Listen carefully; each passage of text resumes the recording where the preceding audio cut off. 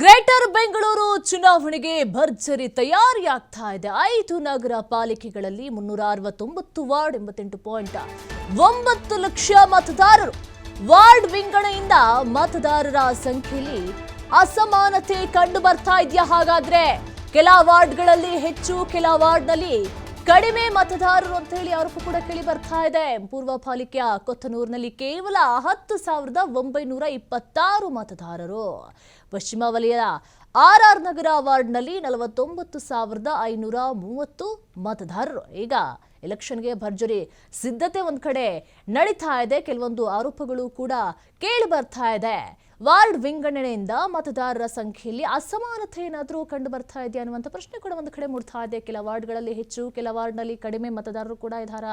ಪೂರ್ವ ಪಾಲಿಕೆ ಕೊತ್ತನೂರಿನಲ್ಲಿ ಕೇವಲ 10,926 ಮತದಾರರಿದ್ದಾರೆ. ಪಶ್ಚಿಮ ವಲಯದ ಆರ್ಆರ್ ನಗರ ವಾರ್ಡ್ನಲ್ಲಿ 49,530 ಮತದಾರರು. ಈಗ ಕೆಲ ವಾರ್ಡ್ನಲ್ಲಿ ಹೆಚ್ಚು ಮತ್ತೆ ಕೆಲ ವಾರ್ಡ್ನಲ್ಲಿ ಕಡಿಮೆ ಮತದಾರರು ಇದ್ದಾರೆ ಎನ್ನುವಂಥ ಮಾತುಗಳು ಕೂಡ ಕೇಳಿ ಬರ್ತಾ ಇದೆ.